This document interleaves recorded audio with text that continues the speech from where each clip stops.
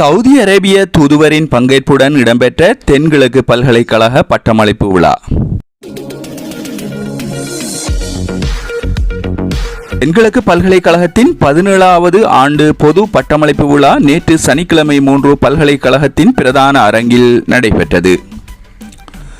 ஜனாதிபதி சட்டத்தரணி கலாநிதி பாயிஸ் முஸ்தபாவின் முன்னிலையில் பதில் உபவேந்தர் UL மஜீத் தலைமை சனி மற்றும் ஞாயிறு 2 தினங்களாக நடைபெறவுள்ள இப்பட்டமளிப்பு விழாவில் 2077 மாணவர்கள் பட்டங்களை பெறவுள்ளனர்.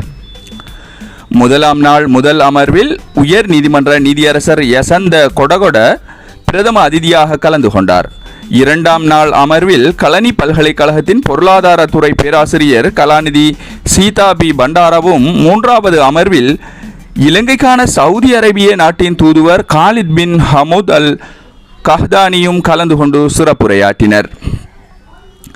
இன்றைய முதல் நாள் நிகழ்வில் பிரயோக விஞ்ஞான பீடத்தில் 172 மாணவர்களும், பொறியியல் பீடத்தில் இருந்து 82 மாணவர்களும், தொழில்நுட்பவியல் பீடத்தில் இருந்து 102 மாணவர்களும், கலை கலாசார பீடத்தில் இருந்து 314 மாணவர்களும், இஸ்லாமிய கற்கைகள் மற்றும் அரபு மொழி பீடத்தில் இருந்து 342 மாணவர்களும் பட்டங்களை பெற்றுக்கொண்டனர்.